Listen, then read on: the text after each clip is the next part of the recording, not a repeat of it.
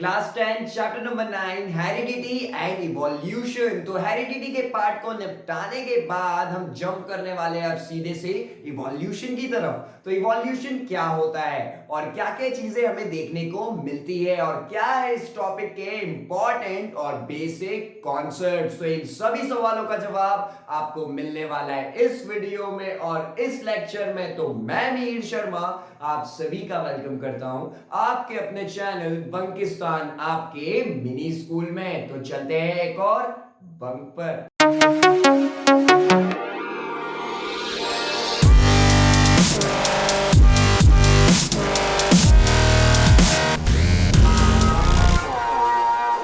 तो हेरिडिटी को बहुत अच्छे से समझने के बाद अब यहां पर डायरेक्ट बात करने वाले हैं इवोल्यूशन के बारे में। कंप्लीटली एकदम न्यू टॉपिक है और इसको इसी वीडियो लेक्चर में ओवर कर देंगे और इवोल्यूशन खत्म, इसका मतलब हेरिडिटी एंड इवोल्यूशन का पूरा चैप्टर भी खत्म। तो आपकी बल्ले बल्ले होने वाली है, तो इस वीडियो को मिस नहीं करना है। तो चलिए शुरू करते हैं। इवोल्यूशन पहले होता क्या है पहले समझते हैं। इवोल्यूशन जिसकी अब हम पूरी बात करने वाले हैं और अच्छे से समझने वाले हैं वो दरअसल है क्या। तो अगर हम बात करें इवोल्यूशन के बारे में तो इवोल्यूशन क्या है, चेंजेस है। क्या है, चेंजेस होता है। अब ये कैसे होता है इसको पहले बहुत अच्छे से समझते हैं। पहले 2 मिनट में इवोल्यूशन को बहुत अच्छे से समझेंगे कि ये क्या है। इवोल्यूशन में हमें चेंजेस देखने को मिलते हैं सिंपल लाइफ फॉर्म से। लाइफ जब कॉम्प्लेक्स लाइफ फॉर्म में आ जाती है तो इस बीच में क्या क्या चेंजेस हुए, क्या क्या सीक्वेंस के चेंज हमें देखने को मिले, जो सीरीज ऑफ चेंजेस यहां पर होगी वही हमें पढ़ने को मिलती है इवोल्यूशन में। तो अभी आप नहीं समझे होंगे, फिर से एक बार समझते हैं। स्क्रीन पर डेफिनेशन आपको दिख रही है। तो क्या है, इवोल्यूशन चेंजेस का सीक्वेंस है सिंपल लाइफ फॉर्म से कॉम्प्लेक्स लाइफ फॉर्म तक। अब एक एग्जांपल लेते हैं जिससे आप बहुत अच्छे से फैमिलियर होंगे। आप सभी ने वो सुना होगा, हम सभी को पता है कि जो बंदर है उससे क्या बने, इंसान बने। यानी कि हम इंसान, हम ह्यूमन बीइंग्स इवॉल्व हुए हैं बंदरों से। तो क्या हुआ, यानी कि एक मंकी था, उसने बेबी दिया और वो बेबी निकला इंसान। इसीलिए हम लोग बोलते हैं कि जो इंसान है वो इवॉल्व हुए मंकी से। ऐसा है? ऐसा बिल्कुल भी नहीं है, क्योंकि आप बोलेंगे सर हमने पिक्चर देखी है वो एकदम स्टेप बाय स्टेप हुआ है और वो पिक्चर अभी आपको स्क्रीन पर भी दिख रही होगी। तो क्या हुआ, धीरे धीरे चेंज हुए। बट ये एज इट इज नहीं हुए, फटाफट होने वाले चेंजेस नहीं है, इसमें बहुत टाइम लगा, मिलियंस ऑफ ईयर्स लगे इस पूरे इवोल्यूशन के प्रोसेस को होने में। तो आप पहले तो ये समझ लीजिए कि इवोल्यूशन कोई छोटा सा चेंज नहीं है जो आपको एक ही जनरेशन में देखने को नहीं मिलेगा। यानी कि जो डॉटर आया है या जो ऑफस्प्रिंग आया है उसमें आपको इतना ज्यादा चेंज देखने को नहीं मिलेगा। इवोल्यूशन हमें कब देखने को मिलता है, जब हम बहुत सारी जनरेशन की बात करते हैं। अगर आपके भी उसमें बात करेंगे तो आपके परिवार में जो बहुत पहले की जनरेशन को हम लेंगे और अब देखेंगे तो यहां पर कहलाएगा इवोल्यूशन। क्या कहलाएगा, इवोल्यूशन। तो इवोल्यूशन क्या है, जब हम सीक्वेंस की बात करते, चेंजेस के बड़े पैमाने पे जब चेंजेस की बात करेंगे सिंपल लाइफ फॉर्म से कॉम्प्लेक्स लाइफ फॉर्म में, तो वो हो जाएगा इवोल्यूशन। यानी कि लाइफ को समझना ऑर्गेनिज्म की बड़े लेवल पर। यानी कि किसी भी ऑर्गेनिज्म में अगर इवोल्यूशन देखेंगे तो आप क्या लेंगे, बहुत पहले वो ऐसे थे और अब क्या क्या चेंजेस उनमें हुए हैं। तो यहां से इवोल्यूशन की डेफिनेशन हमको क्लियर होती है कि ये क्या है, सिंपल से कॉम्प्लेक्स लाइफ फॉर्म में जो सीक्वेंस होगा चेंजेस का वो कहलाता है इवोल्यूशन। चलिए अब क्या होता है, इस इवोल्यूशन में ऑर्गेनिजम्स इन्वॉल्व है। कौन है, लिविंग ऑर्गेनिजम्स इन्वॉल्व है इस इवोल्यूशन में। हम उन्हीं की बात करेंगे तो इसलिए इसको बोलते हैं ऑर्गेनिक इवोल्यूशन। तो चलिए चैप्टर में चलते हैं एक स्टेप और आगे और अब आपको बहुत मजे आने वाले हैं नेक्स्ट टॉपिक में। तो चलिए बात करते हैं नेक्स्ट टॉपिक के बारे में। अब हम बात करने वाले वेरिएशन इन पॉपुलेशन के बारे में। क्या है टॉपिक, वेरिएशन इन पॉपुलेशन। यानी कि पॉपुलेशन आप समझते हैं, किसी भी ऑर्गेनिज्म की बात करेंगे उनकी जनसंख्या, कितने नंबर ऑफ ऑर्गेनिजम्स वहां पर है, कितनी उनकी पॉपुलेशन है, उन पॉपुलेशन में वेरिएशंस देखेंगे। क्या देखेंगे, वेरिएशंस देखेंगे। तो चलिए शुरुआत करते हैं वेरिएशन इन पॉपुलेशन के बारे में। अब इसमें क्या होगा, इस टॉपिक में हम उस पॉपुलेशन में चेंज देखेंगे दो चीजों में चेंज देखेंगे, ध्यान से सुनिएगा। एक है फेनोटाइपिक रेशियो, एक है जेनोटाइपिक रेशियो। किस किस चीज में चेंज देखने वाले हैं हम लोग? एक है फेनोटाइपिक रेशियो, एक है जेनोटाइपिक रेशियो। अब इन दो पार्ट में हमने बहुत अच्छे से समझ लिया है फेनोटाइप और जेनोटाइप क्या होता है, लेकिन अगर गैप करके इस वीडियो लेक्चर को देखने आए थर्ड पार्ट को, तो चलिए अभी डिस्कस कर लेते हैं, घबराना क्यों है। तो फेनोटाइप क्या होता है? फिजिकली क्या चेंज देखने को मिल रहा है। हमने पढ़ा है कि जो फेनोटाइप होता है किसी भी ऑर्गेनिज्म में, वो क्या होता है? फिजिकल जेनेटिक मटेरियल, यानी कि बाहर से क्या चेंज देखने को मिल रहा है, उसका कलर क्या है, उसका शेप क्या है, गोरा है, मोटा है, लंबा है, छोटा है, ये सब क्या है? फिजिकल चीजें हैं, ये बाहर से दिख सकती है। फिजिकल चीजें है या नहीं है? बिल्कुल है। तो ये क्या चेंजेस हो गए? Phenotypic changes. कौन से चेंज हो गए? फेनोटाइपिक चेंजेस, जो कि आसानी से हमें बाहर से देखने को मिल जाएंगे। अब बात करते हैं जिसमें दूसरा चेंज देखने वाले इन पॉपुलेशंस में, वो है जेनोटाइपिक चेंज। कौन सा चेंज? जेनोटाइपिक। जेनोटाइपिक चेंज बाहर से नहीं देखा जा सकता। जेनोटाइपिक चेंज हमें अंदर से देखने को मिलेगा। क्या होगा? अंदर से देखने को मिलेगा, यानी कि जब जीन्स में कुछ गड़बड़ होगी, कुछ हलचल होगी, तो फिर अंदर से जो चेंज होगा जीन्स में, वो कहलाता है जेनोटाइपिक चेंज। तो क्या समझ में आ रहा है? जो फेनोटाइपिक चेंज है वो है फिजिकल मेकअप, बाहर से दिखेगा, और जेनोटाइपिक वाला बाहर से नहीं दिखेगा, वो अंदर से दिखेगा।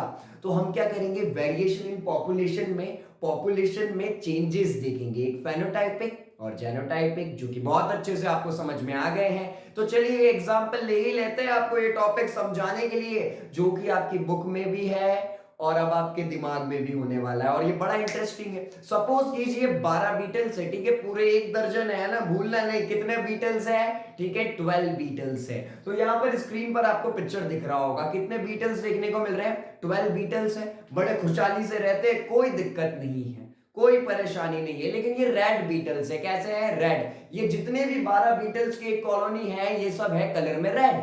अब बाय चांस क्या होता है, हम ऐसा सपोज करेंगे, तो लेते हैं सिचुएशन नंबर 1 कि इनमें हमें क्या क्या वेरिएशन देखने को मिल सकती है। तो क्या वेरिएशन देखने को मिलेगी इन 12 रेड बीटल्स की कॉलोनी में? तो चलिए देखते हैं और पढ़ते हैं सिचुएशन 1। तो सिचुएशन 1 में क्या हो सकता है? सपोज करते हैं इनके अंदर से कुछ चेंजेस होते हैं, जिससे कलर चेंज होता है। क्या होता है? Colour change. यानी कि अब जो बीटल्स है ना, ये जो 12 बीटल्स की कॉलोनी है, जो रेड वाले हैं, अगर ये रिप्रोडक्शन करते हैं तो क्या हो रहा है? कलर चेंज डेवलप कर रहे हैं। क्या डेवलप कर रहे हैं? Colour change.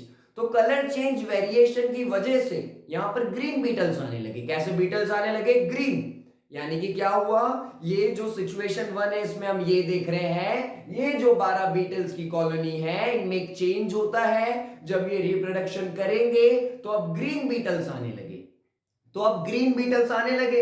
अब बीटल्स को खतरा किसी से नहीं है, सिर्फ कौवों को छोड़ के, यानी कि क्रो, जो कि अब क्या है? इनका दुश्मन है। तो जो क्रो होता है, उसको पेड़ पे ये सब बीटल्स लीव्स में है। कहां पर है? लीव्स में। अब लीव्स का कलर कैसा होता है? ग्रीन। और हम क्या जानते हैं, जो नए नए बीटल्स आए वो कैसे हो गए? ग्रीन। लेकिन पुराने वाले तो अभी भी क्या है? रेड। तो अब जो क्रो है, यानी कि जो कौवे हैं, जो इनको खाते हैं, उनके लिए ब्रेकफास्ट, डिनर, लंच सब कुछ है, तो वो क्या करते हैं? उन्हें ग्रीन लीव्स पर ग्रीन बीटल्स दिखते नहीं है। कितनी प्रैक्टिकल बात है कि ग्रीन लीव्स पर ग्रीन बीटल्स अच्छे से नहीं दिखेंगे, बट रेड वाला तो आप अलग ही बता देंगे कि सर देखिए उस लीव पे दिख रहा है, ठीक है। ग्रीन वाला तो फिर भी पास में जाके देखना पड़ेगा। तो ऐसा यहां पर भी यही हो रहा है, जो ग्रीन बीटल्स है लीव पर, क्रो को अच्छे से नहीं दिखेंगे, और जो रेड वाले हैं वो अलग ही दिख जाएंगे। तो जो ब्रेकफास्ट, लंच, डिनर बनना है, सबसे ज्यादा ग्रीन बनेंगे कि रेड बनेंगे? रेड वाले बनने वाले हैं। तो क्या होगा? इससे समझना, इससे ग्रीन वालों को हेल्प मिल रही है, उनकी जान बच रही है। क्या हो रहा है? उनकी जान बच रही है। जो रेड वाले हैं ग्रीन लीव्स पर अलग ही दिख जाते हैं, सिचुएशन 1 में हमको समझ में आ रहा है। और ये क्या होंगे? जो ग्रीन वाले हैं, ये दिखते नहीं है लीव्स पर, ग्रीन लीव्स है, ग्रीन वो भी है, वो दिखते नहीं है, तो वो उन्हें खा नहीं पाते हैं। तो इससे क्या होता है? जो ग्रीन बीटल्स की पॉपुलेशन है, वो कहीं ना कहीं बढ़ने लगती है। क्या होने लगती है? बढ़ने लगती है, ठीक है। तो यहां पर क्या चेंज हमें देखने को मिला?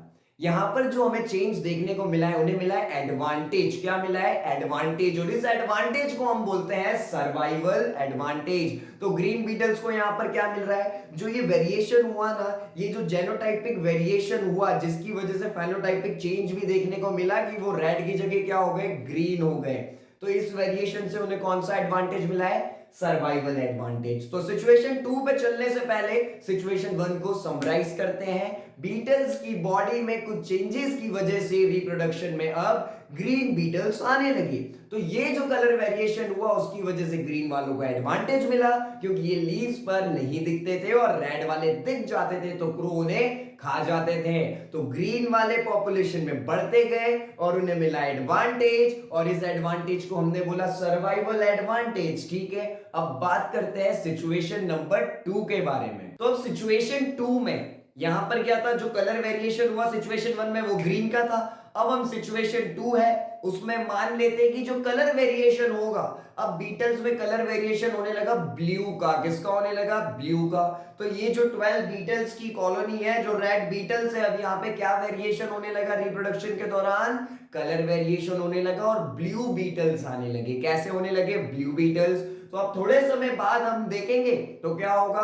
आधे रेड हो जाएंगे और कुछ ब्लू हो जाएंगे, यानी कि कुछ हमें रेड भी देखने को मिलेंगे और ब्लू भी देखने को मिलेंगे ना। तो बड़ी मिक्सअप हो जाएगी कॉलोनी, रंग बिरंगी। ठीक है, ऐसा कह सकते हैं। तो यहां पर हमें समझ में आ गया है, कुछ रेड देखने को मिलेंगे फिर कुछ ब्लू देखने को मिलेंगे। अब आप बोलेंगे सर अब क्रो किसको खाने वाला है? आप तो ये बताइए, यानी कि रेड तो दिखते ही है उसको, तो ब्लू दिखेगा कि नहीं दिखेगा? क्योंकि ब्लू तो ग्रीन लीव्स पे दिख जाएगा।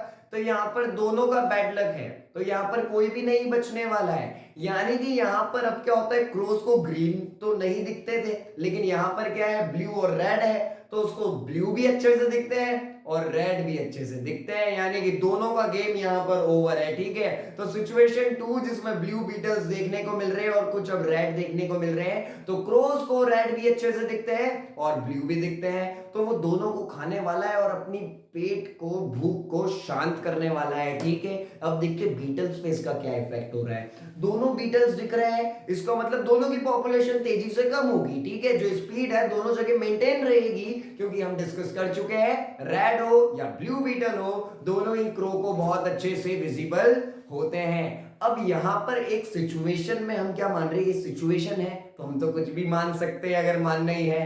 तो इस कॉलोनी में जो ब्लू और रेड बीटल्स की कॉलोनी है, यहां पर हम ऐसा मान रहे हैं कोई मस्त हाथी अपनी चाल में चला आ रहा है। क्या बोल रहे हैं हम? कोई मस्त हाथी अपनी चाल में चला आ रहा है। अब हाथी को छोटे छोटे ऑर्गेनिज्म से क्या मतलब? और वो भी बीटल्स जैसे, वो अपनी धुन में ही चलता है और वो ही उस एनिमल की बहुत खास बात है। तो अब क्या होता है? यहाँ पर वो एलिमेंट फुट उस पे पड़ गया, ऐसा मानते हैं। जो बीटल्स की कॉलोनी है ना, उस पे क्या होता है? बाय चांस एलिफेंट का फुट पड़ जाता है। अब एलिफेंट का फुट तो ऐसा है कि आप और मैं भी नहीं उठेंगे, तो बीटल्स क्या चीज है? तो क्या होता है? बहुत उसका जहां जहां एलिफेंट फुट पड़ता है, आप देख रहे होंगे अभी पिक्चर में, तो वहां क्या होता है? बीटल्स की पॉपुलेशन खत्म हो जाती है। ठीक है, सिचुएशन है, मान लिया ऐसा, एलिफेंट गुजरा, उसका फुट लगा और उससे बहुत सारे बीटल्स मर गए, लेकिन अब कुछ उसमें से बच जाते हैं। और आपको यह मानना है कि अब जो बीटल्स बचे हैं इस एलिफेंट फुट के बाद, इस एलिफेंट फुट के बाद जो बीटल्स सरवाइव कर गए हैं वो है ब्लू वाले। कौन से वाले? ब्लू वाले हैं। तो रेड वाले तो एलिफेंट फुट में ज्यादातर चले गए। अब जो थोड़े बहुत बचे थे उसमें से मैक्सिमम नंबर्स हमें कौन से बीटल्स के देखने को मिल रहे हैं? ब्लू वालों के देखने को मिल रहे हैं। तो यहां पर क्या होगा? अब जो ब्लू है उसकी पॉपुलेशन में इंक्रीज देखने को मिल गया, अपने आप ही देखने को मिला इस बार। क्यों? क्योंकि रेड वाले खत्म हो गए। तो अब क्या होगा? कहीं ना कहीं जो बीटल्स की पॉपुलेशन थी वो ब्लू ही की ब्लू ही हो जाएगी, यानी कि अब रिप्रोडक्शन होगा तो ब्लू ब्लू ब्लू ब्लू पूरे ब्लू रहेंगे। और एक टाइम ऐसा आएगा रेड का काम खत्म हो जाएगा, रेड का नामो निशान भी नहीं होगा। तो इस सिचुएशन को हम फिर से एक बार समझते, फिर मैं इसका कंक्लूजन बताऊंगा। हमने ये इमेजिन करा कलर वेरिएशन इस बार होता है ब्लू का। किसका? ब्लू का। अब रेड हो या ब्लू हो, क्रो को दोनों विजिबल थे, इसलिए वो दोनों को बराबर से खा रहा था। लेकिन बाय चांस यहां पर हम एक सिचुएशन इमेजिन करते हैं कि एलिफेंट फुट उस पर पड़ता है बीटल्स की कॉलोनी पर, तो बहुत सारे बीटल्स की कॉलोनी तहस नहस होने के कारण वो मर जाते हैं और कुछ उसमें से बचते हैं, और कुछ बचते हैं उसमें से ज्यादातर लकी वंस होते होते हैं ब्लू वाले।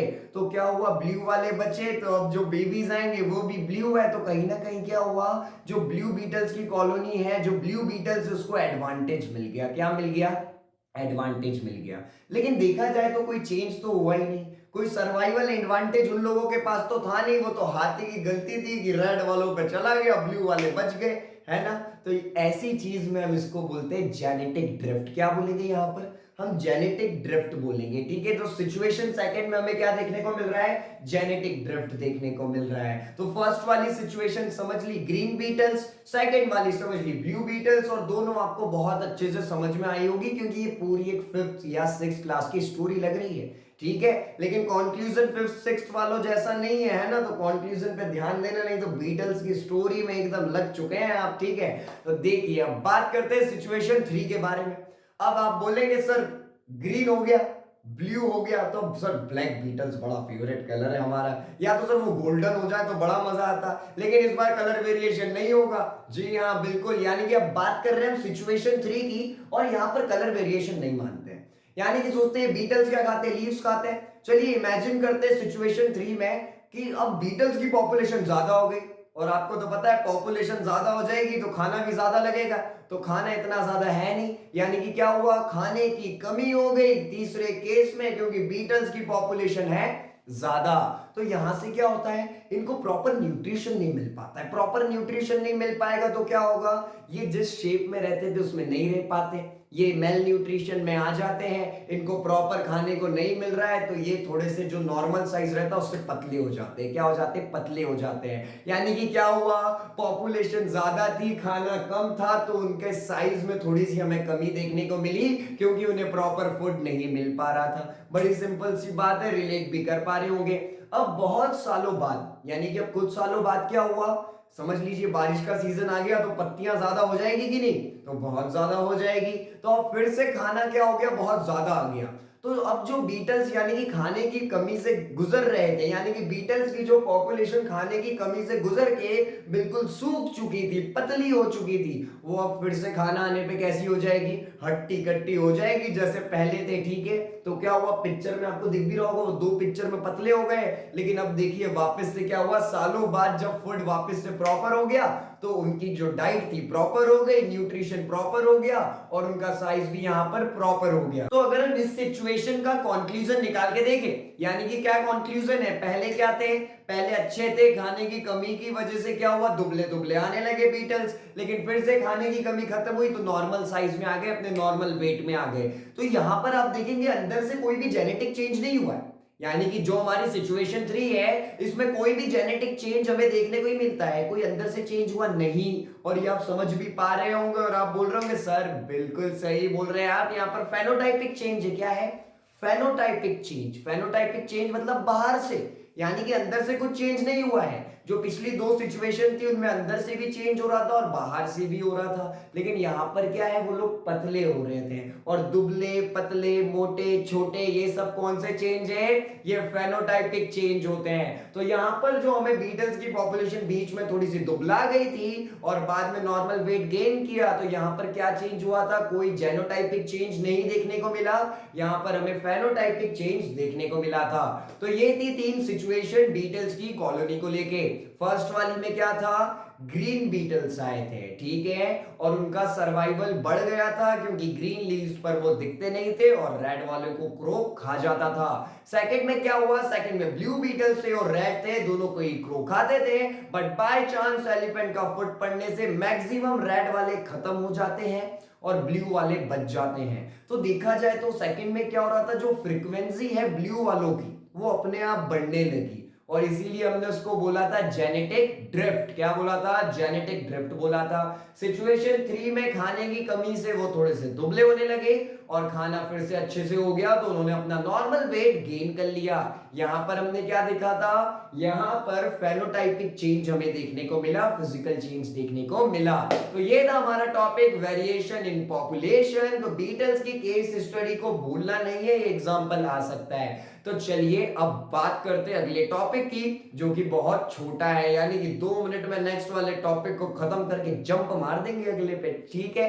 तो चलते हैं। अब बात करेंगे एक्वायर्ड और इनहेरिटेड ट्रेट्स की, यानी कि एक्वायर्ड और इनहेरिटेड कैरेक्टर्स या ट्रेट्स हम दोनों बोल सकते हैं, तो इनके बारे में बात करेंगे। तो अब देखिए एक्वायर्ड ट्रेट्स क्या होते हैं। एक्वायर्ड ट्रेट्स पहले सिंपल समझा देता हूं दोनों को, उसके बाद एक एग्जांपल लेंगे और उसके बाद बिल्कुल अच्छे से क्लियर हो जाएगा। तो एक्वायर्ड कैरेक्टर्स क्या है, जो एक ऑर्गेनिज्म में उसकी जब जिंदगी स्टार्ट हुई, उसने उस बीच में डेवलप किए और उसमें खत्म हो गए।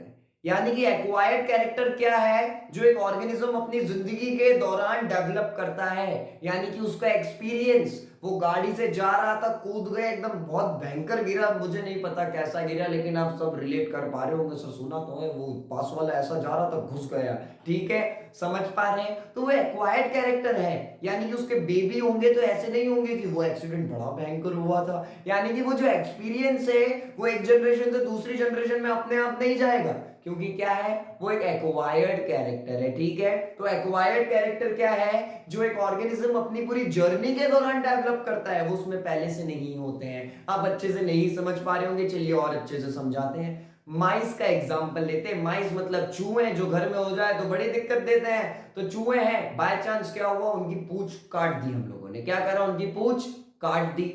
अब जो उनके बेबी होंगे तो वो सारे टेललेस नहीं होने वाले, यानी कि ऐसा नहीं होगा कि जो आपने जिस चूहे की पूंछ काटी हम लोगों ने, जो माइस है वो उसके बच्चे टेललेस हो, यानी कि उनकी पूंछ ना हो, उन सबकी पूंछ होगी। क्यों? क्योंकि वो उसके कैरेक्टर्स को नहीं बदल पाए। यानी कि क्या हुआ, वो एक एक्वायर्ड कैरेक्टर है, उसकी जिंदगी में वो आया टेल लेके ही था, उस बीच में उसकी टेल चली गई। इसका मतलब ये नहीं है कि बेबी भी टेललेस होंगे, ठीक है। क्यों? क्योंकि जो रिप्रोडक्टिव टिश्यू थे उसमें वो इंफॉर्मेशन वैसी की वैसी ही है। अब आप बात सुनिए, कोई राइट हैंड होता है, इसका मतलब ये नहीं है कि उसके घर में सारे राइट हैंड होंगे। क्यों? क्योंकि वो एक एक्वायर्ड कैरेक्टर है। समझ लीजिए, आप बहुत अच्छे पेंटर हैं, ठीक है, आप जानते हैं किसी को जो बहुत अच्छी पेंटिंग करता है, तो क्या होगा, जब उसके यहाँ बेबीज होंगे तो वो बचपन से एकदम वाटर कलर लेके बिल्कुल पेंटिंग्स चल रही है, ऐसा होगा नहीं, क्योंकि वो एक एक्वायर्ड कैरेक्टर है। तो यहां से अब आप बहुत अच्छे से समझ गए होंगे, एक्वायर्ड कैरेक्टर वो कैरेक्टर होते हैं जो एक ऑर्गेनिज्म अपनी लाइफ के दौरान डेवलप करता है और ये एक जनरेशन से दूसरी जनरेशन में पास नहीं होते। समझ पा रहे हैं? यानी कि डेवलप करने पड़ेंगे, एक्वायर करने पड़ेंगे अच्छे अच्छे कैरेक्टर्स, ये पास नहीं होते हैं। अब बात करते हैं दूसरे, जो कि है इनहेरिटेड कैरेक्टर्स। अब इनहेरिटेड कैरेक्टर्स क्या होंगे? एक्वायर्ड वाले के अपोजिट, वो पास नहीं होते थे, वो जिंदगी में बनाने पड़ते हैं, ये पास हो जाएंगे। क्या हो जाएंगे? ये एक जनरेशन से दूसरी जनरेशन में पास हो जाएंगे। तो इनहेरिटेड कैरेक्टर्स क्या है, जो एक जनरेशन में दूसरी जनरेशन में पास होंगे। जैसे कि कलर हो गया हेयर्स का, आईज का कलर हो गया, ये हमारे क्रोमोसोम्स और जीन्स पर डिपेंड होता है जब बेबी पैदा होता है, जब ये डिसाइडेड रहता है, क्योंकि ये कैरेक्टर्स इनहेरिटेड कैरेक्टर्स कहलाते हैं और ये एक जनरेशन से दूसरी जनरेशन में ट्रैवल करते हैं। तो यहां पर हमें एक्वायर्ड कैरेक्टर्स और इनहेरिटेड कैरेक्टर्स दोनों समझ में आ गए हैं। तो चलिए अब बात करेंगे नेक्स्ट चीज के बारे में, जो कि ये थ्योरी ऑफ लाइफ। क्योंकि हम लाइफ को इतना समझ तो रहे हैं इस चैप्टर में, हेरिडिटी एंड इवोल्यूशन में, लेकिन सोचने वाली बात ये भी है कि अर्थ पे लाइफ आई कहां से, यानी कि इस पृथ्वी पर, अर्थ पर जीवन की शुरुआत कैसे हुई। तो चलिए, कुछ साइंटिस्ट ने इसको लेके दिमाग लगाया था, तो हम तो लगा नहीं सकते, उनका ही दिमाग समझ लेते हैं। तो चलिए बात करते हैं नेक्स्ट टॉपिक के बारे में। तो अब बात कर रहे हैं ओरिजिन ऑफ लाइफ के बारे में। तो क्या होता है, 1929 में हेल्डन नेम के एक साइंटिस्ट है, वो अपनी एक थ्योरी देने वाले हैं, और ये थ्योरी किससे रिलेटेड होने वाली है? ओरिजिन ऑफ लाइफ से रिलेटेड होगी, कि पूरे अर्थ पर लाइफ की शुरुआत कैसे हुई है। तो हेल्डन अपनी थ्योरी में ये बताते हैं कि जो लाइफ है वो उस समय इनऑर्गेनिक मॉलिक्यूल से अराइज हुई होगी। देखिए, बात पहले की हो रही है, तो ना ही कोई रोड है, ना ही कोई कैट है, ना ही कोई डॉग है, और ना ही कोई ऑर्गेनिज्म है, सिर्फ अर्थ है। और अर्थ पे उस समय क्या एनवायरनमेंट होगा? आसपास वॉल्केनोज है, ठीक है, क्या हो रहा है, थंडर स्टॉर्म्स हो रहे हैं, और कोई भी लाइफ इस समय नहीं है। तो हेल्डन उस समय की बात बता रहे हैं कि उस समय ऐसा हुआ होगा कि जो जीवन है, जो लाइफ है, वो अराइज हुआ होगा, स्टार्ट हुआ होगा इनऑर्गेनिक मॉलिक्यूल से। और ये जो इनऑर्गेनिक मॉलिक्यूल्स है ये धीरे धीरे कंडीशंस बदलती रही होगी, उस समय बहुत सारे केमिकल चेंजेस हुए होंगे पूरे की पूरे एनवायरनमेंट में, और इन्हीं फिजियो केमिकल चेंजेस की वजह से वो इनऑर्गेनिक मॉलिक्यूल्स बदल गए होंगे ऑर्गेनिक मॉलिक्यूल्स में। अब आप बोलेंगे सर ये चीज समझ में आ रही है, हेल्डेन अपनी थ्योरी में ये बता रहे लाइफ स्टार्ट हुई है इनऑर्गेनिक मॉलिक्यूल से, और उस समय जो फिजियोकेमिकल चेंजेस हुए तो वो इनऑर्गेनिक मॉलिक्यूल्स कन्वर्ट हो गए ऑर्गेनिक मॉलिक्यूल्स में। बट इससे लाइफ का क्या लेना देना है, तो चलिए आपको थोड़ा सा डिटेल में समझाते हैं। ऑर्गेनिक मॉलिक्यूल्स लाइफ के लिए बहुत इंपॉर्टेंट है, यानी कि जितनी भी लिविंग ऑर्गेनिजम्स है वो सब प्रोड्यूस करते हैं अपनी बॉडी में ऑर्गेनिक मॉलिक्यूल्स। अगर ऑर्गेनिक मॉलिक्यूल है ना तो लाइफ बिल्कुल पॉसिबल है। तो हेल्डेन की थ्योरी अब आपके दिमाग में फिट होने लगी होगी, क्योंकि यहां पर जो अभी मैंने आपको बताया है जो ऑर्गेनिक मॉलिक्यूल्स बहुत ज्यादा जरूरी है वो बन रहे थे। और कैसे बन रहे थे, लाइफ स्टार्ट हुई इनऑर्गेनिक मॉलिक्यूल से, और थोड़े बहुत फिजियोकेमिकल चेंजेस जो अर्थ के एटमॉस्फेयर में हुए उससे वो कन्वर्ट हो गई ऑर्गेनिक मॉलिक्यूल्स में। तो यहां से ये जो थ्योरी है कि लाइफ अराइज हुई थी इनऑर्गेनिक से और कन्वर्ट हुई ऑर्गेनिक में, यानी कि सिंपलर फॉर्म से स्टार्ट हुई और कॉम्प्लेक्स फॉर्म में गई ड्यू टू फिजियोकेमिकल चेंजेस। और ये थ्योरी है हेल्डेन की, और इसको नाम दिया जाता है क्योंकि इसमें केमिकल चीजें बहुत सारी है इसलिए इसे नाम दिया जाता है ऑर्गेनिक इवोल्यूशन। तो अब आपको बात बिल्कुल क्लियर होगी, और अगर नहीं भी हुई है ना तो अब आप बस आपको एकदम क्लियर होने वाली है, क्योंकि हेल्डेन की थ्योरी को क्लियर करने के लिए थोड़े टाइम बाद मिलर उनकी थ्योरी को सपोर्ट करते हैं। वो कहते हैं कि हेल्डेन एकदम सही बात कह रहे हैं। अब लोगों ने पूछा कि आप ऐसा क्यों बता रहे हैं, उनके फैन है क्या? तो उन्होंने क्या किया था, उन्होंने एक एक्सपेरिमेंट किया।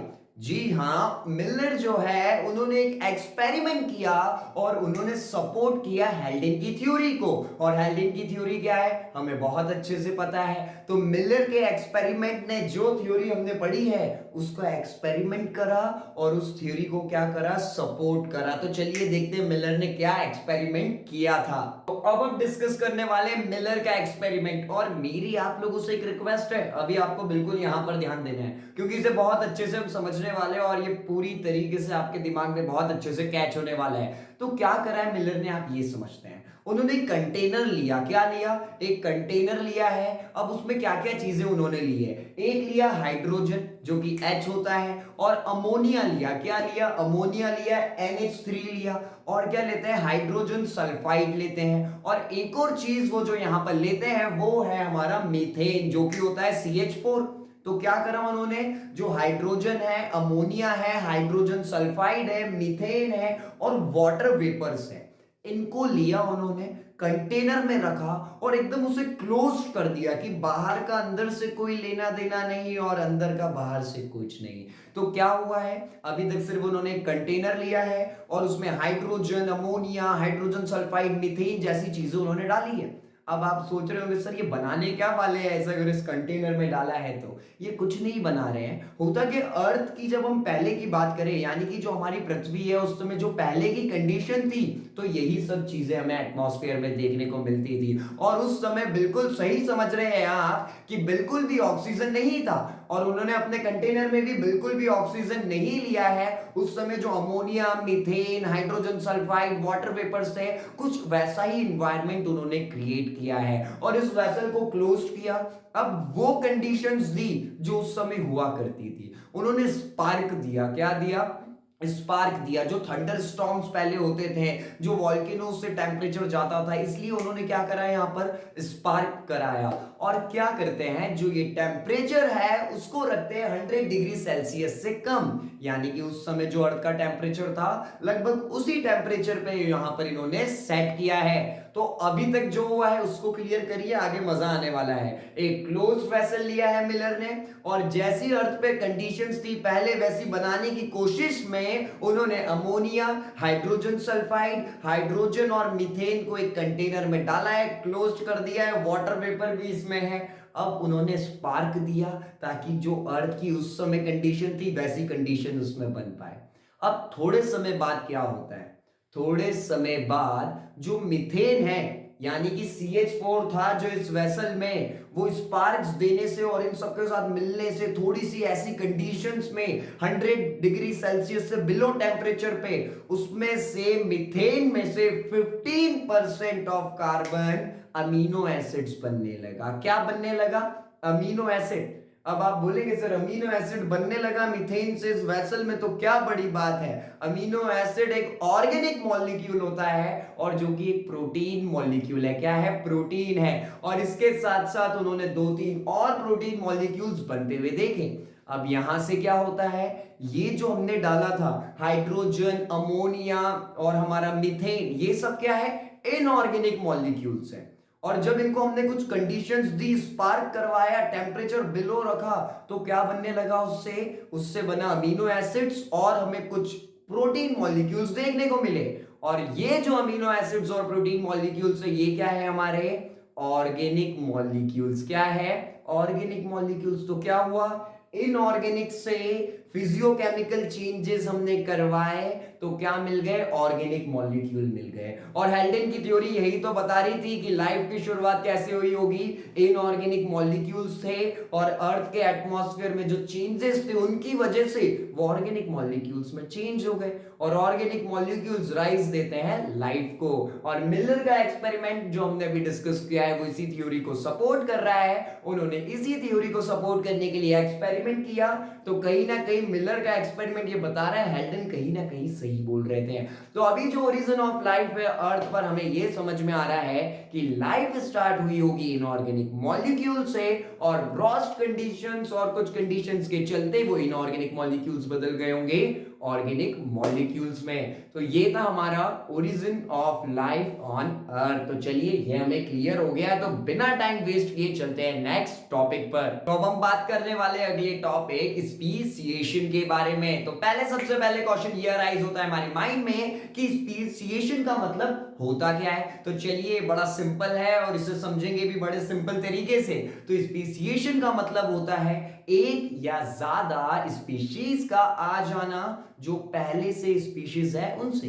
यानी कि क्या बोला है मैंने, इस बात को मैं रिपीट करता हूं, जो पहले से स्पीशीज है उनसे एक या उससे ज्यादा नई स्पीशीज का बन जाना। जो पहले से स्पीशीज है उनसे एक या ज्यादा स्पीशीज का बन जाना कहलाता है स्पीशिएशन। तो यहां से स्पीशिएशन हमें समझ में आ रहा है कि यहां पर क्या हो रहा है। बट पहले क्वेश्चन क्या आता है, सर ये डेफिनेशन बिल्कुल क्लियर है जो यहां पर दिख रहा है, लेकिन सर स्पीशीज क्या होती है। देखिए स्पीशीज क्या होती है, एक अलग ऑर्गेनिज्म जो कि रिप्रोडक्शन कर सकता है सिर्फ अपने वालों में। समझ पा रहे हो, यानी कि क्या है, रिप्रोडक्शन करेगा अमॉन्ग देमसेल्फ। तो हमें ये बात यहां से बिल्कुल क्लियर हो चुकी है। तो चलिए अब क्या बात करते हैं। आपको पता होगा इस दुनिया में बहुत सारी स्पीशीज है। अगर आप सोचते हैं कि एक होगी दो होगी, ऐसा बिल्कुल भी नहीं है। ठीक है, अब मैं आपको कुछ बताने वाला हूं कि किस में हमें किस कैटेगरी में कितनी स्पीशीज देखने को मिलती है। बात करें हम अगर इंसेक्ट्स की,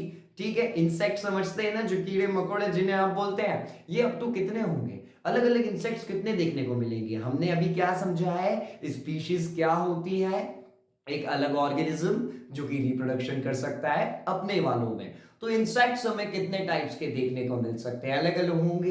तो इनमें इंसेक्ट्स में जो स्पीशीज हमें देखने को मिलती है वो है 9 to 10 lakhs, यानी कि 9 से 10 लाख तक हमें अलग अलग स्पीशीज देखने को मिलेगी इंसेक्ट्स में। अगर हम बात करें फिशेस की, जो मछली होती है, मछली जल की रानी है, बचपन में आपने पढ़ा होगा, लेकिन आपको ये नहीं पता उनकी कितनी स्पीशीज होती है। तो जो फिश है उसकी ऑलमोस्ट 30 to 50,000 स्पीशीज हमें देखने को मिलती है। और एक और चीज क्या है, अब बात करते हैं हम बर्ड्स के बारे में। बर्ड्स की ऑलमोस्ट 10 to 12,000 स्पीशीज हमें देखने को मिलती है। और प्लांट्स की बात करें कुछ ज्यादा हो जाता है प्लांट्स में, क्योंकि यहां पर हमें 3 लाख से ज्यादा स्पीशीज देखने को मिलती है। और अलग अलग जगह आप जानते ही अभी तक पढ़ के आए हैं कि अलग जगह अलग प्लांट लगता है, और वो इतने अलग है कि अप टू 3 लाख स्पीशीज हमें प्लांट्स में देखने को मिलती है। ठीक है, ये समझ गए हैं। लेकिन भूलिए मत, स्पीशिएशन पढ़ रहे हैं, स्पीशीज नहीं पढ़ रहे हैं। स्पीशिएशन क्या होता था, एक स्पीशीज से एक या ज्यादा नई स्पीशीज का आ जाना। तो ये सब मैंने क्यों बताया, पहले मैंने आपको समझाया कि जो टॉपिक पढ़ रहे हैं उसमें स्पीशीज क्या होती है। अब स्पीशीज आपको क्लियर है, एक पर्टिकुलर ऑर्गेनिज्म जो कि रिप्रोडक्शन कर सकते हैं अपने वालों में, और कुछ का हमने देख लिया है कितनी सारी है। बट क्वेश्चन ये होता है, एक जो इंसेक्ट है, एक जो स्पीशीज है, उससे नई स्पीशीज कैसे आएगी? क्योंकि ये तो हमें पता है कि एक जो इंसेक्ट की स्पीशीज है उससे अगर कोई नई वाली आई तो उसको आप लोग क्या बोलेंगे, स्पीशिएशन। बट ये होता कैसे है, तो चलिए अब बात करते हैं ये स्पीशिएशन होता कैसे है। तो अब नए स्पीशीज कैसे क्रिएट होते हैं, चलिए इसे एक बड़े मजेदार एग्जांपल से समझेंगे और आप स्पीशिएशन की जो डेफिनेशन है उससे क्लियर हो जाएंगे कि आखिरकार ये जो नई स्पीशीज है पुरानी वाली से कैसे फॉर्म होती है। तो एक बर्ड है, क्या है, एक बर्ड ले रहे हैं, आपका जो फेवरेट हो आप वो ले लीजिए, ठीक है। तो क्या है, जो डार्विन का एक एक्सपेरिमेंट है उसमें वो ये बताते हैं कि यहां पर वो फिंचेस की स्टडी करते हैं, और फिंचेस जो है, अब आपको पता है जो बर्ड्स है मौसम के साथ साथ माइग्रेट करती है, क्या करती है, एक आइलैंड छोड़ के दूसरे आइलैंड जाती है। तो ये वाला जो बर्ड है ये भी यही करने वाला है, ठीक है। तो जो हमने एग्जांपल लिया है उसमें वो बर्ड क्या कर रहे हैं, माइग्रेट होके दूसरे आइलैंड पर जा रहे हैं। अब हर आइलैंड का वेजिटेशन क्या होता है, अलग होता है। और वेजिटेशन अगर आप नहीं समझ पाए तो मैं आपको बता देता हूं, वेजिटेशन है वहां के जो पेड़ पौधे अलग अलग लगे होंगे वो अलग अलग होगा। हमें पता है जो कैक्टस हम सुनते हैं वो हमें कहां देखने को मिलेगा, आप बोलेंगे सर डेजर्ट में देखने को मिलता है। और पाइन ट्रीज जो होते हैं वो हमें कहां देखने को मिलेंगे, वो भी आप बहुत अच्छे से जानते हैं। तो वैसे ही अलग अलग आइलैंड कंफर्टेबल होता है अलग अलग वेजिटेशन के लिए, तो वहां पर इन्वायरमेंट अलग होगा और वेजिटेशन अलग होगा, तो इसी के चलते वहां पर खाना भी अलग होने वाला है। तो ये जो बर्ड्स माइग्रेट होके एक आइलैंड से दूसरे आइलैंड की तरफ जाते हैं तो उन्हें वहां पर अलग वेजिटेशन मिलता है। और यहां पर हम सपोज करते हैं कि यहां पर उन्हें इंसेक्ट्स पकड़ने के लिए जो उनका बीक्स है वो बड़े होने चाहिए, क्या होने चाहिए, बड़े होने चाहिए, ठीक है, क्या होने चाहिए, बड़े। तो अब यहां पर क्या होगा, जिनके छोटे बीक्स है वो तो गए, मतलब उन्हें तो खाना मिलने ही नहीं वाला है, क्योंकि इस आइलैंड में जो कंडीशंस है उसके हिसाब से सबसे अच्छे से सरवाइव कौन कर पाएगा, सबसे बेटर तरीके से सरवाइव कौन कर पाएगा, जिसकी जो चोंच है, जो बीक्स है वो बहुत ज्यादा बड़े हो, वो फटाक से इंसेक्ट को पकड़ेंगे, अपनी भूख मिटा जाएंगे। लेकिन जिनके बीक्स छोटे हैं वो ये काम नहीं कर पाएंगे। तो क्या करना चाहिए उन्हें, बताइए, खाना बना सकते हैं क्या खुद से, नहीं बना सकते हैं, तो क्या करना चाहिए, वो आइलैंड उनके लिए सुटेबल नहीं है तो उसे छोड़ देना चाहिए। वो एक ऐसी जगह जाएंगे जहां पर क्या हो, जो वेजिटेशन हो वो उनके हिसाब से हो, और वहां पर वो अपना न्यूट्रिशन, अपना खाना बहुत अच्छे तरीके से, इजी तरीके से अपने पास ले सके, यानी कि उसे खा सके। तो यहां पर यही होता, देखिए आप भी बर्ड होते तो यही करते ना, आपकी चोंच छोटी, आपकी बीक छोटी, आप इंसेक्ट्स पकड़ नहीं पा रहे, तो इस आइलैंड पे आपका क्या काम है, आपको दूसरे आइलैंड पे जाना चाहिए। तो एक बर्ड्स ने भी यही करा है, और इसमें करा क्या है, वो दूसरे आइलैंड पे चले गए जहां पर उनकी स्मॉल बीक से उन्हें ऐसा वेजिटेशन मिले, ऐसा एनवायरमेंट मिले जहां पर वो खाना खा ले। तो वहां पर थे फ्रूट्स, अब फ्रूट्स के लिए छोटी बीक से काम चल जाता है, तो वो बर्ड्स वहां पर चले गए, और वो उस आइलैंड पे थे बड़े बीक्स वाले जिन्हें इंसेक्ट्स पकड़ के खाने थे। तो यहां पर अब क्या हो रहा है, अब हर अलग अलग आइलैंड की हम बात करें, ऐसे अगर 5-10 आइलैंड्स में ले लेता हूं तो क्या होगा, 500-10 आइलैंड्स पे सिर्फ वही बर्ड्स होंगे जो वहां के एनवायरनमेंट के हिसाब से अपनी जिंदगी को, अपनी लाइफ को अच्छे तरीके से चला सकते होंगे। और मुझे उम्मीद है ये बात अभी आप बिल्कुल अच्छे से समझ पा रहे होंगे कि मैं कहना क्या चाह रहा हूं। यहां पर क्या हो रहा है, अलग अलग आइलैंड्स पर अब अलग अलग बर्ड्स है, और वहां पर वही बर्ड है जिसके पास वहां पर अच्छे तरीके से सरवाइव करने के लिए प्रॉपर चीजें हैं। तो क्या हुआ, बड़े बीक्स वाले वहां पर है जहां पर बड़े बीक्स की जरूरत है इंसेक्ट्स को खाने के लिए, और छोटे बीक्स वाले वहां पर है जहां पर फ्रूट से काम चल जाएगा। तो ऐसे बहुत सारे आइलैंड्स हमने एग्जांपल में लिए थे, ऐसा मैंने बोला है। तो अगर बहुत सारे लिए तो क्या होगा, बहुत सारी जगह अलग अलग होंगे। अब ये जो सारे अलग अलग है, इनके जब बेबी होंगे, रिप्रोडक्शन हुआ, तो जो बड़ा बीक वाला है उसका बेबी कैसा आएगा, बड़ा बीक वाला।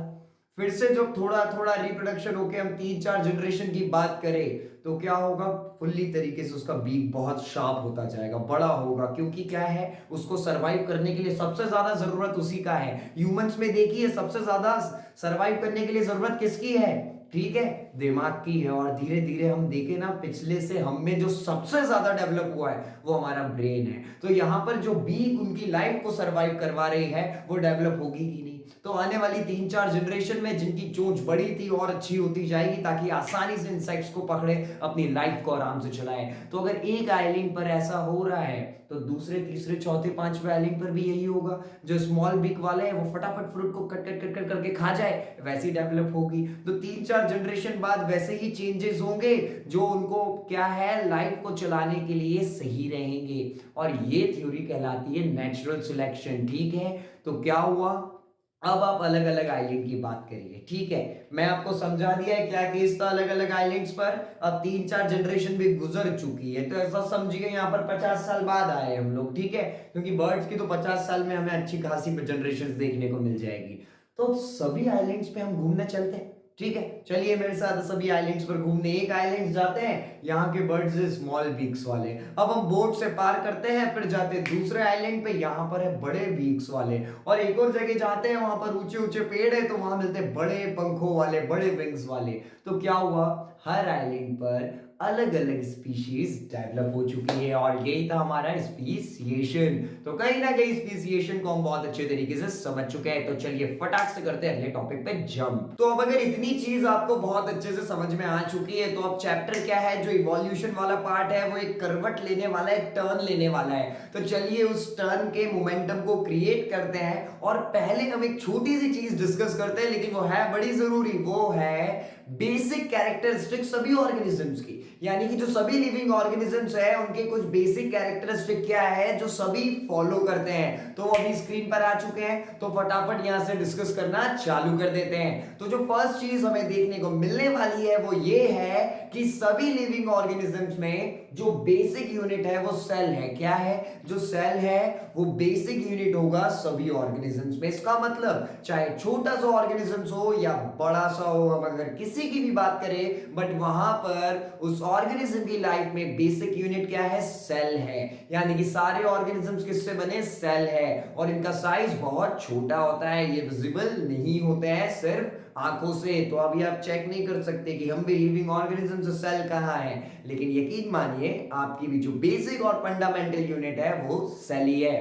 तो यहां से पहला पॉइंट क्लियर है। अब बात करते हैं सेकंड पॉइंट की। किसी में क्या होगा, ऑर्गेनाइज्ड न्यूक्लियस नहीं होगा। ध्यान से सुनिएगा क्या बोल रहा हूं मैं, किसी में ऑर्गेनाइज्ड न्यूक्लियस नहीं होगा और किसी में ऑर्गेनाइज्ड न्यूक्लियस होगा। तो अभी आपको क्या बात कैच करिए जो मैंने बोली है, आपको कुछ ऑर्गेनिजम्स में जो ऑर्गेनाइज्ड न्यूक्लियस है वो नहीं देखने को मिलेगा। इसका एग्जांपल हो गया बैक्टीरिया। बट कुछ में आपको क्या देखने को मिलेगा, एक ऑर्गेनाइज्ड न्यूक्लियस देखने को मिलेगा। अब आप बोलेंगे सर समझ में आ रहा है, कुछ में हमें ऑर्गेनाइज्ड देखने को मिलेगा और कुछ में ऑर्गेनाइज्ड नहीं देखने को मिलेगा न्यूक्लियस। बट सर इसका मतलब क्या होता है, तो चलिए इसका मतलब आपको समझाते हैं। और ऑर्गेनाइज्ड न्यूक्लियस और नॉन ऑर्गेनाइज्ड न्यूक्लियस का मतलब ये होता है कि जो सेल है उसके अंदर होता है न्यूक्लियस। तो सेल के अंदर अगर न्यूक्लियस अच्छी तरीके से ऑर्गेनाइज्ड है तो वो आ जाएगा ऑर्गेनाइज्ड में, और नहीं है तो वो आएगा नॉन ऑर्गेनाइज्ड न्यूक्लियस में। तो किसी में ऑर्गेनाइज होने वाला है और किसी में नॉन ऑर्गेनाइज होने वाला है। और जो नॉन ऑर्गेनाइज्ड न्यूक्लियस होता है, जिनमें ऑर्गेनाइज्ड न्यूक्लियस नहीं देखने को मिलेगा, वो ज्यादातर यूनिसेल्युलर ऑर्गेनिजम्स होते हैं। अब अगर हम बात करें थर्ड वाले पॉइंट की, जिनमें वेल ऑर्गेनाइज्ड न्यूक्लियस है वो यूनिसेल्युलर भी कभी कभी हमें देखने को मिलेंगे और वो मल्टीसेल्युलर भी होते हैं। ये चीज हमें क्लियर है। अब यूनिसेल्युलर मतलब सिंगल सेल ऑर्गेनिज्म, यूनि मतलब सिंगल, सेल मतलब सेल, यानी कि एक सेल से जो ऑर्गेनिज्म बना है वो है यूनिसेल्युलर। और जो बहुत सारे सेल से बने हैं, मैनी सेल्स है, उन्हें बोलते हैं मल्टीसेल्युलर। और हम ह्यूमंस होमोसैपियंस हम आते हैं मल्टीसेल्युलर में, क्योंकि हम मिलियन सेल से बने हुए हैं। तो ये पॉइंट भी हमें यहां पर क्लियर होता है। अब बात करते हैं नेक्स्ट वाले पॉइंट की, जो कि है कि जो मल्टी सेल्यूलर ऑर्गेनिजम्स हैं यानी कि ऐसे ऑर्गेनिजम्स जो बहुत सारे सेल से बने हुए हैं। तो इन ऑर्गेनिजम्स में जो कुछ होंगे वो अपना खाना खुद प्रिपेयर करेंगे और कुछ खुद प्रिपेयर नहीं कर पाएंगे। अगर हम बात करें मल्टी सेल्यूलर में उन ऑर्गेनिजम्स की जो कि अपना खाना खुद प्रिपेयर कर सकते हैं, तो उनमें सबसे अच्छा एग्जांपल है, बचपन से पढ़ते आए हैं, लाइफ प्रोसेस में भी हमने डिस्कस किया है, और वो है प्लांट्स। और प्लांट्स अपना खाना कैसे बना सकते हैं? फोटोसिंथेसिस से वो अपने आप बना लेते हैं। ठीक है, तो मल्टी सेल्यूलर में कुछ ऐसे होंगे जो अपना खाना खुद बना रहे हैं, और उनमें एग्जांपल लिया है प्लांट्स। आप ये तो नहीं सोच रहे ना सर हमारी मम्मी का नाम आपने नहीं लिया, वो भी हमारे घर में हमारे लिए खाना बनाती है, लेकिन वो प्लांट्स को बना रही है। या तो जो नॉनवेज की भी हम बात करें तो वो कुछ उस चीजों को बना रही है, मीट को बना रही है। हम हमारा खाना खुद प्रोड्यूस नहीं कर रहे हैं, हम जो आ रहा है प्लांट से मिल रहा है उसे पका के खा रहे हैं। तो कहीं ना कहीं हम लोग प्रोड्यूसर्स नहीं है, हम लोग कंज्यूमर्स हैं। तो मल्टी सेल्यूलर में ऑर्गेनिज्म जो अपना खाना खुद बनाएंगे वो प्लांट होंगे, और कुछ अपना खाना नहीं बना पाएंगे। अब बात करते हैं लास्ट पॉइंट की। तो कुछ ऑर्गेनिजम्स में क्या होगा, जो स्केलेटन है ना वो इनसाइड द बॉडी होगा, यानी कि बॉडी के अंदर होने वाला है। क्या है, कुछ ऑर्गेनिजम्स में जो स्केलेटन है वो इनसाइड द बॉडी होगा, और कुछ ऑर्गेनिजम्स में वो आउटसाइड द बॉडी होगा। तो क्या समझाएं यहां से, कुछ में स्केलेटन आउटसाइड द बॉडी और कुछ में इनसाइड द बॉडी। तो यहां पर हमने 5 पॉइंट्स अभी डिस्कस किए। क्या है वो पांचों, फटाक से रिवीजन करते हैं। जो सेल है वो बेसिक यूनिट है लाइफ का, किसी में हमें देखने को मिलेगा ऑर्गेनाइज्ड न्यूक्लियस और किसी में हमें वो नहीं देखने को मिलेगा। और हम बात करें थर्ड पॉइंट की, तो वेल ऑर्गेनाइज्ड न्यूक्लियस में भी हमें कुछ यूनिसेल्युलर और कुछ मल्टीसेल्युलर देखने को मिलेंगे। और मल्टी सेल्यूलर में कुछ ऑर्गेनिजम्स अपना खाना खुद बना सकते हैं जैसे कि प्लांट्स। और बात करें लास्ट पॉइंट के बारे में, तो कुछ में जो स्केलेटन है वो हमें इनसाइड द बॉडी देखने को मिलता है और कुछ में हमें आउटसाइड द बॉडी देखने को मिलता है। तो चलिए बात करते हैं नेक्स्ट चीज की कि क्या बात हम करने वाले हैं। Evolutionary relationship and classification. जी हाँ, यही वो चीज है जिसकी हम बात करने वाले हैं, और ये बहुत मजेदार है और छोटी सी अंडरस्टैंडिंग वाला कॉन्सेप्ट है। तो चलिए समझते हैं। अगर एक स्पीशीज है, ठीक है, क्या बोल रहा हूं मैं, एक स्पीशीज में अगर दो ऑर्गेनिज्म एक दूसरे से जितना ज्यादा क्लोजली रिलेटेड होंगे, उनमें जब हम क्लासिफिकेशन करेंगे उतनी ही ज्यादा सिमिलरिटीज देखने को मिलेगी। एक बार ये डेफिनेशन फिर से रिपीट करवाता हूं, बड़ी मजेदार है। उसके बाद एक ऐसा एग्जांपल दूंगा कि ये माइंड से जाके सीधे स्टिक हो जाएगी, आपके क्या हो जाएगी, स्टिक हो जाएगी। तो क्या बोल रहा हूं, एक स्पीशीज में अगर दो ऑर्गेनिजम्स जितना ज्यादा एक दूसरे से रिलेशन में क्लोज होंगे, उतना ही ज्यादा क्लासिफिकेशन के टाइम उनमें सिमिलर चीजें दिखेंगी। अभी भी सच नहीं आया होगा समझ में, तो फिर से अब क्या करेंगे, एक एग्जांपल लेंगे जिसके बाद तो बिल्कुल स्टिक हो जाएगा, जैसा कि मैंने बोला है। एक ब्रदर और सिस्टर का यहां पर एग्जांपल लेते हैं। अगर हम बात करें ब्रदर के मदर फादर की, तो वो भी सेम होंगे जो सिस्टर के हैं। यानी कि एक रियल ब्रदर सिस्टर की हम बात करें तो उन दोनों के क्या है, जो मदर फादर है वो सेम होते हैं। तो वो क्या शेयर कर रहे हैं, कॉमन एंसेस्टर शेयर कर रहे हैं। यानी कि जो उनकी पहले की जनरेशन है, फर्स्ट जनरेशन जिससे वो आए हैं, उनमें सिमिलरिटीज है। क्या है, जो सिस्टर है उसके भी मदर फादर अगर उसके पहले की जनरेशन में देखे सेम है, और यहां से बॉय के इसमें भी हम फर्स्ट जनरेशन ऊपर जाते हैं तो मदर फादर सेम है। तो ये जो ब्रदर सिस्टर है, इनमें जब आप क्लासिफिकेशन करेंगे तो आपको क्या देखने को मिलेगा, इनमें सिमिलरिटीज देखने को मिलेगी। लेकिन अब हम एक और एग्जांपल लेते हैं जिसके बाद ये टॉपिक हमें बहुत अच्छे से क्लियर हो जाएगा। हम बात करते हैं एक ब्रदर है और एक सिस्टर है, बट इस बार वो रियल ब्रदर सिस्टर नहीं है। हम बात कर रहे हैं, आप मान के चलिए चाचा का लड़का या चाची की लड़की, समझ में आ गया। यानी कि दो भाई हैं, उनके एक एक बच्चे। तो जब उनके एक एक बच्चे हैं तो उनके जब हम एंसेस्टर देखेंगे फर्स्ट जनरेशन के, तो क्या होगा, उसके फादर मदर अलग है और उसके फादर मदर अलग है। लेकिन फिर हम बात करें अगर दादाजी की, तो दोनों के दादा और दादी सेम है। यानी कि क्या हो रहा है, जो चाचा चाची के बच्चों वाला और एक इधर से बच्चों वाला हमने केस लिया, इसमें क्या है, इन दोनों की जो फर्स्ट जनरेशन में हम जाते हैं, दोनों के मदर फादर क्या है, अलग है, और जो चाचा का बच्चा है उसके भी मदर फादर क्या है, अलग है। लेकिन जब हम बात करते हैं दोनों के दादा दादी के बारे में, तो वो सेम है। यानी कि ये भी कॉमन एंसेस्टर शेयर तो कर रहे हैं, लेकिन दूसरी जनरेशन में, इनकी फर्स्ट जनरेशन में इनके मदर फादर अलग है, बट जब हम जाते हैं सेकंड जनरेशन में जिनसे वो आए हैं, तो वो है दादा दादी, जो कि दोनों के सेम है। तो ये कॉमन एंसेस्टर शेयर करते हैं सेकंड जनरेशन में, और जो रियल ब्रदर सिस्टर है वो कर रहे हैं फर्स्ट जनरेशन में। तो अब जो जितना ज्यादा क्लोज होगा ना, उसमें क्लासिफिकेशन में सिमिलरिटीज ज्यादा देखने को मिलेगी। तो आप बताइए, आपकी आदतें चाचा चाची के लड़के लड़कियों से ज्यादा मिलेगी कि अपने रियल भाई और सिबलिंग से ज्यादा मिलने वाली है? इसका जवाब साफ है कि जो रियल ब्रदर सिस्टर होंगे उनमें क्लासिफिकेशन के टाइम ज्यादा सिमिलरिटीज देखने को मिलेगी, क्योंकि वो फर्स्ट जनरेशन में ही कॉमन एंसेस्टर शेयर कर रहे हैं। और जब हम बात करते हैं हमारे कजिन्स की, तो वो सेकंड या थर्ड जनरेशन में कॉमन एंसेस्टर शेयर करते हैं। तो यहां पर क्लासिफिकेशन समझ पाए? इस टॉपिक से हमें क्या समझ में आ रहा है? एक स्पीशीज में दो ऑर्गेनिजम्स एक दूसरे से जितना क्लोजली रिलेटेड होंगे, उतना ही ज्यादा क्लासिफिकेशन में सिमिलरिटीज देखने को मिलेगी। तो उम्मीद है कि ये टॉपिक अब आपको स्टिक हो गया होगा।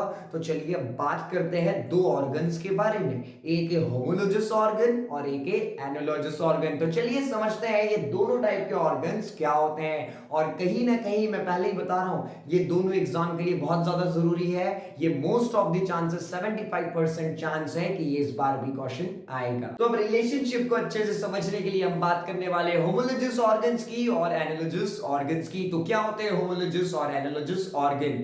होमोलोगस ऑर्गन्स वो होंगे जिनका बेसिक स्ट्रक्चर सेम होने वाला है। पहले हम किसकी बात कर रहे हैं? होमोलोगस ऑर्गन्स की, जो कि ऑर्गेनिज्म के रिलेशनशिप को कहीं ना कहीं समझने में मदद करने वाला है, क्योंकि बात कर रहे थे हम इसके पहले इवोल्यूशनरी क्लासिफिकेशन की।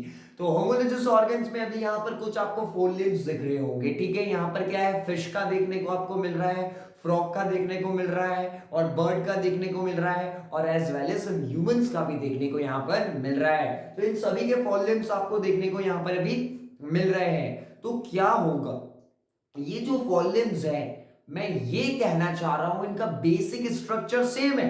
कहीं ना कहीं आप देखेंगे थोड़ा सा अलग है, वो बात मैं एग्री कर रहा हूं, बट कहीं ना कहीं इन सभी फोर लिम्स का आप इन एनिमल्स में देखें और ह्यूमंस में देखें, तो क्या है, जो बेसिक स्ट्रक्चर है ना, वो सेम है। तो होमोलोगस ऑर्गन के बारे में क्या बात पता चल रही है? ये ऐसे ऑर्गन्स होंगे जिनका बेसिक स्ट्रक्चर सेम होने वाला है। क्या सेम होने वाला है? इनका बेसिक स्ट्रक्चर सेम होने वाला है। और कहीं ना कहीं जो इनका ओरिजिन होगा, जो ऑकरेंस का ओरिजिन होगा, ये सेम होगा। यानी कि ये अराइज हुए होंगे सेम ओरिजिन से। तो होमोलोगस ऑर्गन्स के बारे में दो बातें जो मैंने बताई है, ये सब में क्या होगा? सेम बेसिक स्ट्रक्चर देखने को आपको मिलने वाला है। और जो दूसरी चीज देखने को मिलेगी, ये अराइज हुए होंगे सेम ओरिजिन से। लेकिन लेकिन लेकिन एक स्पेशल चीज ये है, ये दिखने में सेम है, इनका बेसिक स्ट्रक्चर सेम है, ये अराइज भी सेम ओरिजिन से हुए हैं, बट ये डिफरेंट फंक्शन करते हैं। अगर आप देखेंगे तो चिड़िया के फोर लिम्स किस लिए काम आ रहे हैं? चलने के लिए। फ्रॉग के जो है वो किस लिए काम आ रहे हैं? क्या करता है वो उनसे? जो फिश के हैं वो किस लिए काम आ रहे हैं? वो भी आप बहुत अच्छे से जानते हैं, मुझे ये सब बातें बताने की जरूरत नहीं है, ठीक है। समझते हैं ना मेंढक मछली क्या होता है? ओके। तो क्या हो रहा है? होमोलोगस ऑर्गन समझ में आ गया है। क्या होगा? बेसिक स्ट्रक्चर सेम होने वाला है, और यहां से अराइज हुएंगे सेम ओरिजिन से, लेकिन इन सब का फंक्शन अलग होगा।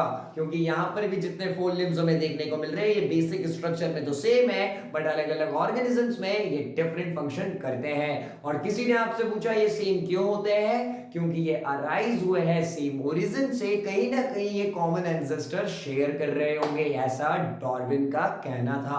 अब बात करते हैं अगले की, जो कि है एनालॉगस ऑर्गन्स। तो अब एनालॉगस ऑर्गन्स की हम बात कर रहे हैं, तो एनालॉगस ऑर्गन क्या होंगे? होमोलोगस का बिल्कुल अपोजिट, क्योंकि जब डिफरेंशिएट लेते तो यही होता है ना, एक जो ये कर रहा है दूसरा नहीं करेगा। तो एनालॉगस ऑर्गन्स को क्या होंगे? जो दिखने में बिल्कुल सिमिलर नहीं होंगे, यानी कि जो इनका बेसिक स्ट्रक्चर होने वाला है वो एक दूसरे से क्या होगा? डिफरेंट होगा। अब यहां पर पिक्चर आ चुकी है स्क्रीन पर, एक आपको दिख रही होगी, एक साइड है बर्ड के विंग्स और एक साइड है बैट, यानी कि जो चमगादड़ है उसके विंग्स। आपको दोनों के विंग्स देखने को मिल रहे हैं, दोनों के पंख देखने को मिल रहे हैं। इनका कहीं ना कहीं आप जब बेसिक स्ट्रक्चर देखेंगे वो आपको अलग देखने को मिल रहा है, और इसीलिए तो ये एनालॉगस ऑर्गन है। क्योंकि मैंने अभी आपको बताया है, एनालॉगस ऑर्गन्स ऐसे ऑर्गन्स होंगे जिनका बेसिक स्ट्रक्चर एक दूसरे से डिफरेंट होने वाला है, बट यहां पर एक चीज हमें देखने को मिलेगी, फंक्शन सेम होगा। क्योंकि विंग्स बर्ड के हो या बैट के, काम तो उड़ने का ही करने वाले हैं। तो यहां से क्या समझ में आया, एनालॉजिस्ट में बेसिक स्ट्रक्चर सेम नहीं होगा, बट जो फंक्शन वो परफॉर्म करने वाले हैं उस ऑर्गन से वो सेम होगा। यहां पर दोनों के, बर्ड के और बैट के, दोनों के विंग्स किस लिए काम आ रहे हैं हमें पता है, बट स्ट्रक्चर सेम नहीं है, और ऐसे ऑर्गन्स को बोलेंगे एनालॉजस ऑर्गन्स। तो कहीं ना कहीं मुझे ये उम्मीद है कि एनालॉजस और होमोलॉजस ऑर्गन्स बहुत अच्छे से हमने समझ लिया है और ज्यादा ब्रीफ में जाने की हमें जरूरत नहीं है। तो चलिए चलते हैं अगले इंपॉर्टेंट टॉपिक की तरफ, जो कि है फॉसिल्स। अब हम बात करने वाले हैं फॉसिल्स के बारे में, और इस चीज को आप अच्छे से समझ पाएंगे क्योंकि आपने बहुत सारे कार्टून शो और बहुत सारे जो हॉलीवुड मूवीज या शोज देखे होंगे, मूवीज देखी होगी, उसमें आपको पता है कहीं ना कहीं फॉसिल्स क्या होते हैं। और जुरासिक पार्क के तो आप सभी फैन होंगे, आपने सुना होगा हमें इस दुनिया में डायनासोर के बारे में कैसे पता चला। हमने उन्हें खोदा, जब नीचे हम खोदते तो हमें उनके स्केलेटन्स मिलते हैं, ठीक है, और वो प्रूफ होते हैं कि वो कभी ना कभी इस प्लेनेट पर जिस पर आज हम रह रहे हैं वो एग्जिस्ट करते थे, और इसी को फॉसिल बोलते हैं। फॉसिल क्या है, वो एविडेंस देता है हमें, जिससे हमें पता चलता है एक पर्टिकुलर टाइम पर इस अर्थ पर इस टाइप का ऑर्गेनिज्म सरवाइव कर रहा होगा, लीव कर रहा होगा। अब हम फॉसिल्स हमें कैसे मिल सकता है, देखिए ये जरूरी नहीं है अगर हम किसी को रोड पे देखते हैं, एक डॉगी जो पूरा डेथ हो चुकी है जिसकी, वो धीरे धीरे उसकी बॉडी खत्म होने लगती है, अगर वो 2-4 दिन वही रहेगा आप देखेंगे उसकी आधी बॉडी गायब हो चुकी है। It is because of decomposition. किसकी वजह से हो रहा है, उसकी बॉडी क्या होने लग गई है, डीकंपोज होने लग गई है। लेकिन क्या है, कई बार कंडीशंस ऐसी नहीं होती, ये जरूरी नहीं है हर बार जो बॉडी है वो कंप्लीटली डीकंपोज कर जाए। क्या बोल रहा हूं मैं, ऐसा जरूरी नहीं है हर बार एक जो डेथ बॉडी है वो कंप्लीटली डीकंपोज कर जाए। अगर इन्वायरमेंट चेंज हो जाएगा तो कहीं ना कहीं इस बात पर इफेक्ट होगा। जैसे कि बात करते हैं हॉट मड की, किसकी बात कर रहे हैं, हॉट मड। अगर कोई इंसेक्ट हॉट मड में फंस जाता है, अगर वो वहां पर डेथ हो गई, तो जो हॉट मड है ना वो अलाउ नहीं करता है उस इंसेक्ट को जल्दी से डीकंपोज होना।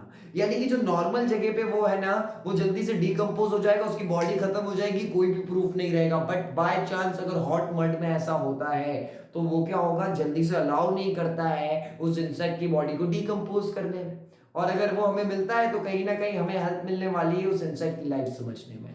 और यही होता है कुछ ऐसी कंडीशंस जिसकी वजह से डिकम्पोजिशन अच्छे से नहीं हो पाया हो, तो हमें कुछ ऑर्गेनिजम्स जो बहुत सालों पहले यहाँ पर रहते थे उनके स्केलेटन्स मिलते हैं, उनके फॉसिल्स मिलते हैं, हमें प्रूफ मिलते हैं, एविडेंस मिलते हैं, जिससे हम पता कर सके कि एक टाइम पर वो यहाँ पर जीते थे। और यही होता है फॉसिल्स। कुछ अलग अलग फॉसिल्स जो कि डिस्कवर हुए हैं वो यहाँ पर आपको दिख रहे होंगे, ठीक है। इसमें से कुछ डायनासोर्स के भी है, तो म्यूजियम में इन्हें रखा जाता है और बहुत अच्छे से रखा जाता है, क्योंकि डायनासोर देख के हम लोग बहुत इमेजिन करते हैं उन्हें, बहुत ज्यादा फैंटेसी वाली चीज लगती है। डायनासोर तो सब बड़े देख के चौंक जाते हैं उन्हें, ठीक है। तो बहुत अच्छे से इन्हें रखा जाता है। फॉसिल्स हमें कहीं ना कहीं जो समझ में आया है वो क्या है, वो एविडेंस है हमें पास्ट लाइफ बताने के लिए, और पास्ट लाइफ को समझेंगे तो कहीं ना कहीं आज की लाइफ से रिलेट करके इवोल्यूशन को समझने में भी मदद मिलने वाली है।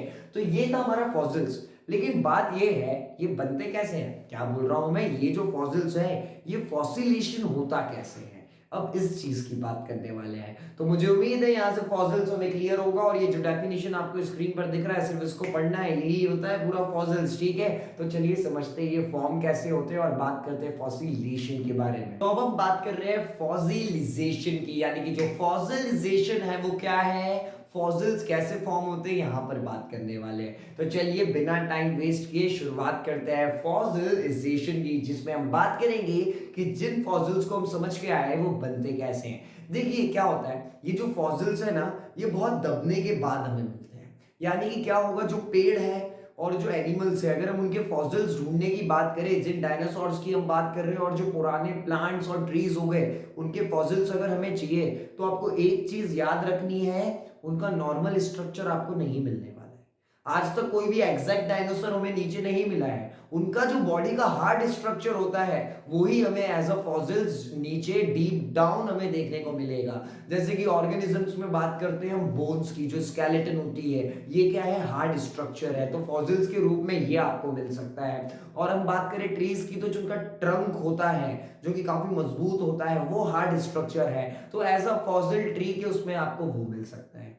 तो हम क्या बात कर रहे हैं, कहीं ना कहीं जो हमें फॉसिल्स है, वो जो हार्ड स्ट्रक्चर होगा उस ऑर्गेनिज्म का, वो हमें as a fossil, as a evidence of past for evolution हमें देखने को मिल सकते हैं। अब ये बनेंगे कैसे? आप समझ के चलिए, एक डायनासोर की स्पीशीज है, वो किसी वजह से उनका एक्सीडेंट होता है, एक पर्टिकुलर रीजन में उनकी डेथ हो जाती है, तो फिर क्या होगा? वो पूरे मर चुके होंगे, उसके ऊपर मड आ चुका होगा।